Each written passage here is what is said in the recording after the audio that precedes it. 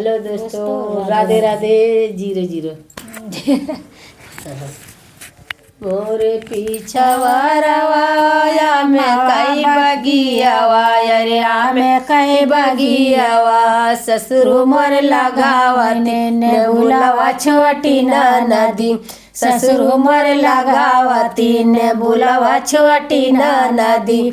मोरे पीछवाया में कई बगियावा, अरे में कई बगियावा।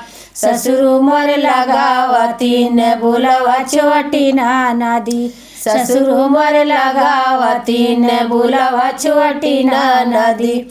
ने बुला तुरा ने गायो खाड़ी दो पहाड़िया, यार खाड़ी दो पहाड़िया।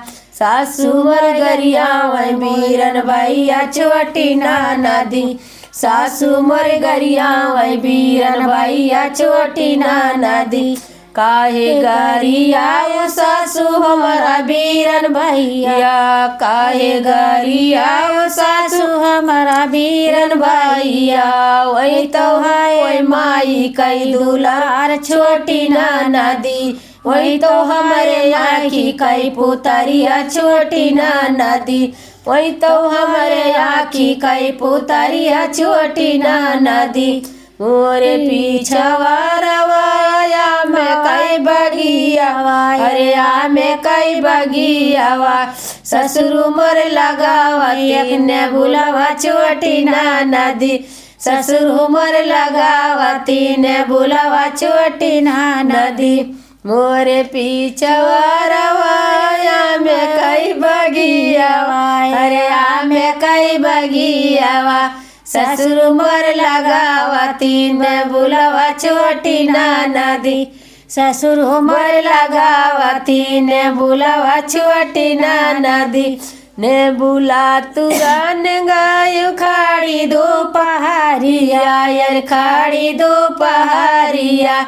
जठनी मोर गरियावती बाती जवा छोटी नदी, जठनी मोर गरियावती बाती जवा छोटी नदी। काहे गरियाऊ जठनी हमारा बाती जवा, काहे गरियाऊ जठनी हमारा बाती जवा।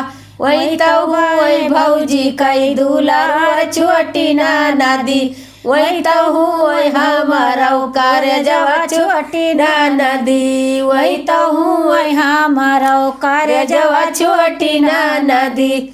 मोरे पीछवारवा नगुला बगिया, अमवा कई बगिया यारे अमवा कई बगियावा। ससुर मोर लगावती ने बुलावा छोटी नदी, ससुर मोर लगावती ने बुलावा छोटी नदी।